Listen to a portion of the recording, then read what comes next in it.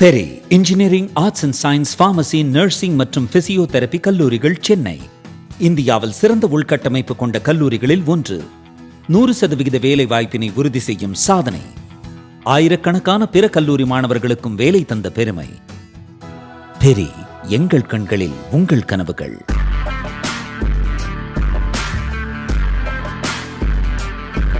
வணக்கம் ஜெயஹிந்த். நம்ம எல்லாரையுமே நேரடியாக பாதிக்கக்கூடிய ஒரு விஷயம் அப்படின்னா வளைகுடாவில் நடக்கக்கூடிய இந்த யுத்தம் தான். இதில் 2 முக்கியமான அப்டேட் இருக்குது அப்படின்றத பார்க்க போகிறோம். ஒன்று பாசிட்டிவ், இந்த போர் வெகு விரைவில் முடிவுக்கு வந்துடும் அப்படின்னு சொல்லி ட்ரம்ப் சொன்னது. அதன் பிறகு கச்சா எண்ணெயோட ரேட் வந்து பார்த்தீங்கன்னா ட்ராப் ஆகுது. செகண்ட் எடுத்தீங்க அப்படின்னா ஈரான் தரப்புல இருந்து ஸ்ட்ரைட் ஆஃப் ஹார்மூஸில் நாங்கள் கப்பல்களை அனுமதிக்க ஆரம்பிச்சிட்டோம், ஒரு கோஆர்டினேஷன் இருக்குது, சப்ஜெக்ட் டு கண்டிஷன்ஸ் அப்படின்ற மாதிரி தான். இல்லை இலவசம் சொல்லிட்டு அதுக்கப்புறம் இல்லை இதுக்கு பின்னாடி வந்து இல்லைன்னு நம்ம சொல்லுவோம் பார்த்தீங்களா, அரசியல்வாதிகள் கிட்டத்தட்ட அந்த மாதிரி தான். ஸோ இது ரெண்டுத்தையுமே நம்ம வந்து கொஞ்சம் பார்த்தோம் டீட்டெயிலாக பார்க்கறதுக்கு முன்னாடி ஃபர்ஸ்ட் ஒரு விஷயம் அப்படின்னு பார்த்தீங்கன்னா, இந்த போரை ட்ரம்ப் தொடர்றதுக்கு அவங்களுடைய காங்கிரஸ் அப்ரூவல் தேவை. பல முறை இதை திரும்ப தொடங்குறதுக்கான அந்த மோஷனை மூவ் பண்ணும்போது அவங்க கட்சி ஆட்களே அவங்களுக்கு எதிராக போனாங்க. பட் இப்போ பார்த்தீங்கன்னா யூஎஸோடைய செனட் வந்து 50க்கு 47, அதாவது 50 பேர் ஆதரவாகவும் 40 பேருக்கு எதிராகவும் வார் பவர் ரெசல்யூஷனை பாஸ் பண்ணியிருக்கிறாங்க. ஸோ இப்போ இதுக்கு முன்னாடி 7 முறை அவங்க ட்ரை பண்ணாங்க, கிடைக்கல. இப்போ ஒரு 3 ஸ்லண்டர் மெஜாரிட்டியில் இந்த செனட் வந்து அப்ரூவல் கொடுத்துருக்கு. ஸோ ட்ரம்ப் எப்போ வேணாலும் இந்த போரை தொடர்றதுக்கான முழு அதிகாரத்தையும் அவங்க பாராளுமன்றம் வழங்கியிருக்கு. இதுதான் மெயின் சப்ஜெக்ட்.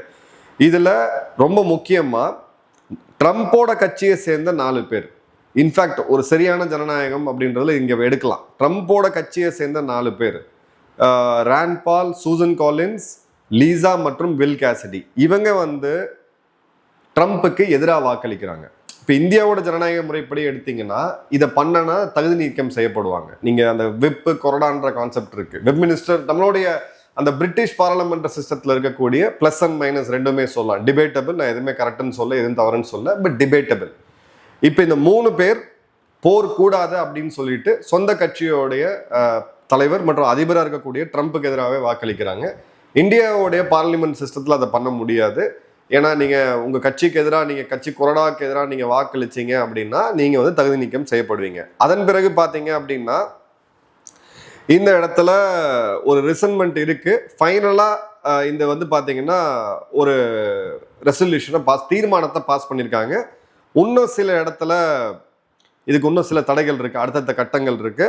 அதாவது ரிப்பப்ளிக் கண்ட்ரோல்டு ஹவுஸ்ல இதை மீண்டும் இதை பாஸ் பண்ணணும், அதன் பிறகு ட்ரம்ப்புக்கு போகும். இப்போ இந்த வார் பவர் ரெசல்யூஷன் அப்படின்றது அன்கான்ஸ்டியூஷனல் அப்படின்னு சொல்லி வெள்ளை மாளிகையே சொல்றாங்க. நீங்கள் அதிபரை கண்ட்ரோல் பண்ண முடியாது, நாட்டோடைய பாதுகாப்புக்கு எது தேவையோ அதை வந்து அதிபர் செய்வார் அப்படின்றது அவங்களுடைய பாயிண்ட்டு. இப்போ இந்த வார் பவர் ஆக்ட் படி 60 நாட்கள் வரைக்கும் ஒரு அதிபரால் ஒரு எமர்ஜென்சியில் ஒரு போரை வந்து கண்டினியூ பண்ண முடியும். 60 நாட்களுக்கு பிறகு அவங்களுடைய பாராளுமன்ற ஒப்புதல் அப்படின்றது கண்டிப்பாக தேவை அப்படின்றது தான். ஸோ இது வந்து ஒரு ரேர் பப்ளிக், இது சொந்த கட்சிகளுடைய செனட்டர்ஸே அவருக்கு எதிராக போனது, ஒரு 3 பேர் எதிராக போனது அப்படின்றது ஒரு ரேர், பட் இல்லைன்னு சொல்லிட முடியாது, பட் ஒரு ரேரான ஒரு டிப்ளமேட்டிக் ஒரு பொலிட்டிக்கல் நிகழ்வு தான் இது. இப்போ இந்த இடத்துல பாகிஸ்தானுடைய அந்த புரோக்கர்டு சீஸ்ஃபயர் இடைத்தரகர்களாக இருந்து பண்ணது பார்த்தீங்க அப்படின்னா 8ஆம் தேதி, அது கிட்டத்தட்ட ஒரு 39 நாள் யுத்தத்துக்கு பிறகு இது வந்து அப்படியே ஒரு மாதிரி தட்டு மாதிரி கண்டினியூ ஆகிட்டு இருக்கு. இந்த வந்து ஒரு லைஃப் சப்போர்ட்டில் ஐசியூவில் இருக்கக்கூடிய ஒரு பேஷண்ட்டு தான் இதுன்னு சொல்லி இந்த போர் நிறுத்தத்தை பற்றி சொல்லியிருந்தாங்க. ஒரே ஒரு ரவுண்டு தான் பேச்சுவார்த்தை நடந்தது. பல முறை பாகிஸ்தான் முன்னெடுப்பு எடுத்து எப்படியாவது இவங்களெல்லாம் கூப்பிட்டு வந்து ஒரு ஹோட்டலுக்கு ஒரு பில்லை போட்டு காசை வசூலிக்கலாம் ட்ரை பண்ணும் பொழுது மீண்டும் இந்த தலைவர்கள் யாருமே இஸ்லாமாபாத்துக்கு போகலை அப்படின்றதான் பார்க்குறோம். இப்போ ஒரு டேஞ்சரஸான எஸ்கலேஷன், இதை பற்றி நம்ம ஏற்கனவே பேசியிருந்தோம். மே 18ஆம் தேதி யுஏஇயோடைய ஒரே நியூக்ளியர் பவர் பிளான்ட் பராக் ஃபெசிலிட்டியில் ஒரு தாக்குதல் நடத்தப்பட்டுச்சு. இது வந்து அபுதாபியோடைய மேற்கு பகுதியில் இருக்கக்கூடிய பாலைவனத்தில் இருக்கக்கூடியது. கிட்டத்தட்ட $20 பில்லியன் செலவில் ஒரு தென்கொரிய நிறுவனம் இதை பண்ணாங்க. ரேடியேஷன் ப்ரெஷர் இல்லை, பட் ஐஏஇயோடைய டைரக்டர் இது வந்து ரஃபேல் கிராசி என்ன சொல்லியிருக்காருன்னு பார்த்தீங்கன்னா, ஐநா பாதுகாப்பு கவுன்சிலுக்கு இது ரொம்ப மோசமான ஒரு கிரேவ் கன்சர்ன் அப்படின்ற அளவுக்கு ஒரு அலாம் கொடுத்துருக்காரு. அதே மாதிரி பார்த்தீங்கன்னா யுஏயோட அன்வர் கார்கஷ் அவர்கள் டேஞ்சரஸ் எஸ்கலேஷன் அப்படின்றத சொல்லியிருக்காரு. இப்போ சவுதி அரேபியா அதுக்கு பிறகு 3 ட்ரோன், ஈராக்ல இருந்து வந்த 3 ட்ரோனை சுட்டு வீழ்த்திருக்கிறாங்க. இதுவரை அதிகமா குறிவைக்கப்பட்டது இஸ்ரேல் கிடையாது, UAE. 537 ballistic missiles, 2256 drones, 26 cruise missiles இந்த வாரம் ஆரம்பிச்சிலேருந்து இது வரைக்கும். ஸோ அந்த யுஏஇயோடைய இது வந்து பியாண்ட். இப்போ நீங்கள் ஆக்சுவலாக யாரை தாக்கணும்? அமெரிக்காவுடைய துருப்புகளை தாக்கணும், அமெரிக்காவுடைய கப்பல்களை தாக்கணும், உங்களுடைய பெர்மனன்ட் எதிரியாக இருக்கக்கூடிய இஸ்ரேலை தாக்கணும். ஆனால் இங்கே குறி வச்சு அடிக்கிறது இவங்க யுஏஇ. அது எதுக்காகன்றது நம்ம எல்லாருக்குமே தெரியும்.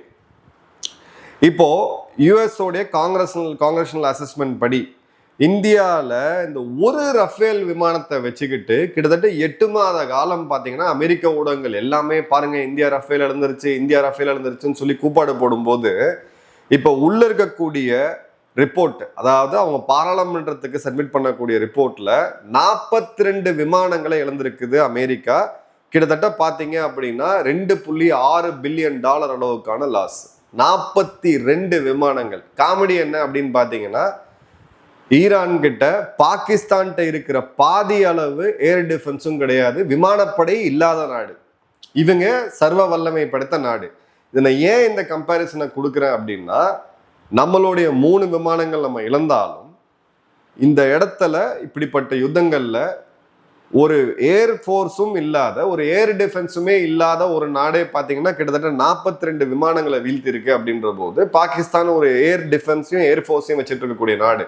அந்த இடத்துல நம்ம லாஸஸை மினிமலாக தான் வச்சிருக்கோம். இந்த மாதிரியான லாஸஸ் இனி ஃபியூச்சர்லையும் வரவும் செய்யும். ஒரு விமானத்தையோ இல்லை 2 விமானத்தையோ எடுத்துட்டு நம்ம எமோஷனல் ஆகக்கூடாது. இந்த போருடைய அவுட்கம் என்ன அப்படின்றத நம்ம மெயினாக கவனிக்கணும். இப்போ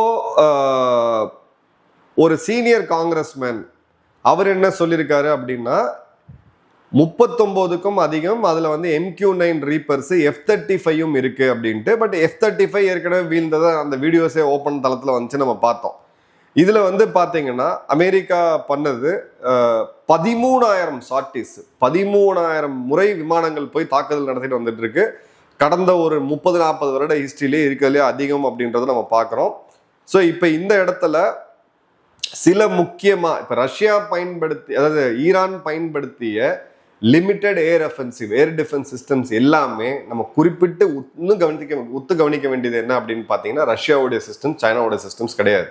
ஸோ இந்தியா ரஷ்யாட்ட போய் S-400 வாங்கும்போது இங்க இருந்த பல அதிமேதாவிகள் என்ன சொன்னாங்கன்னா S-400 வந்து ஒரு காம்ப்ரமைஸ் சிஸ்டம், அதில் இருக்கக்கூடிய எலக்ட்ரானிக்ஸ் எல்லாமே சைனா தான், இது கிட்டத்தட்ட சீனாவை வாங்குறதுக்கு சமம், சீனா பொருட்களை வாங்குறதுக்கு சமம், அமெரிக்காட்ட வந்து பேட்ரியாட் வாங்கணும், நம்மெல்லாம் சொந்தமாக தான் இருக்கிறதுக்கு பெரிய காலம் ஆகும்ட்டு. யார் எதுக்கு சொன்னாங்கன்ற காரணம் எனக்கு தெரியும்.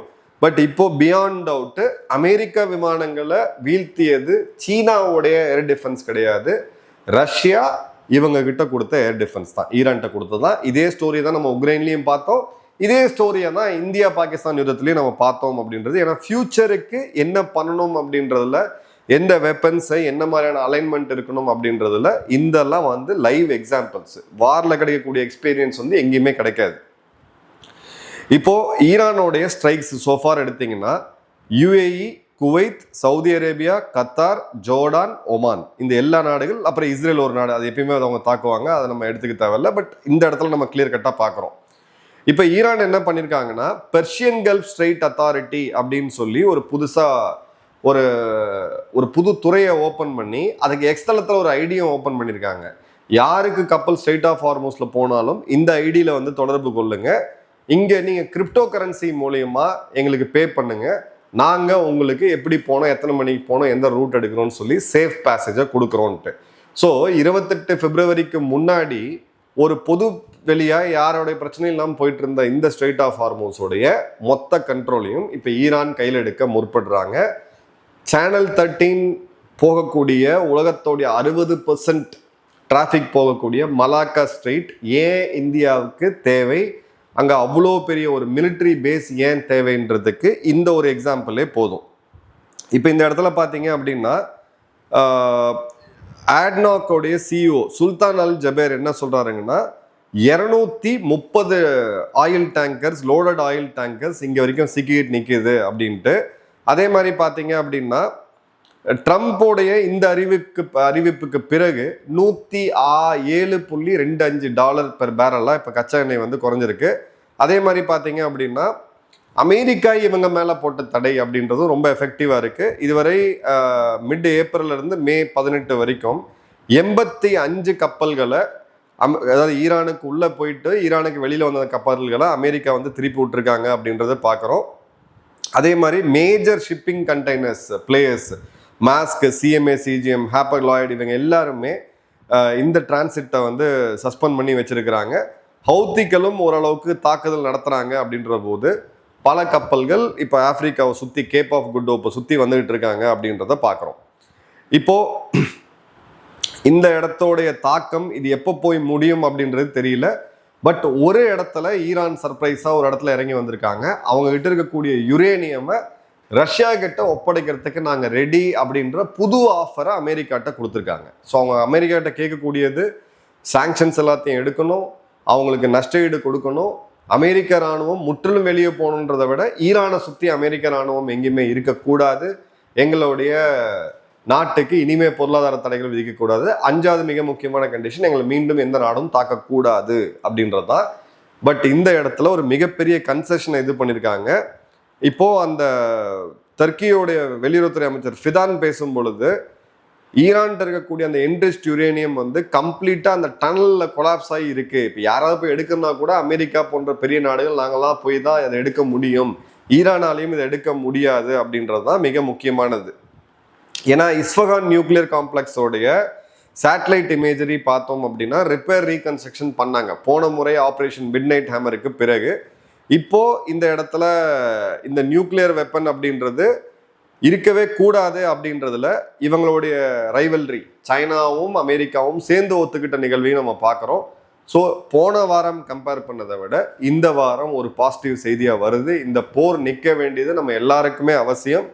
ஏன்னா இந்த இடத்துல இந்த போர் கண்டினியூ ஆகிறது அப்படின்றது உலகத்தில் இருக்கக்கூடிய எல்லாத்தையும் பாதிக்கும் அப்படின்றத பார்க்குறோம்.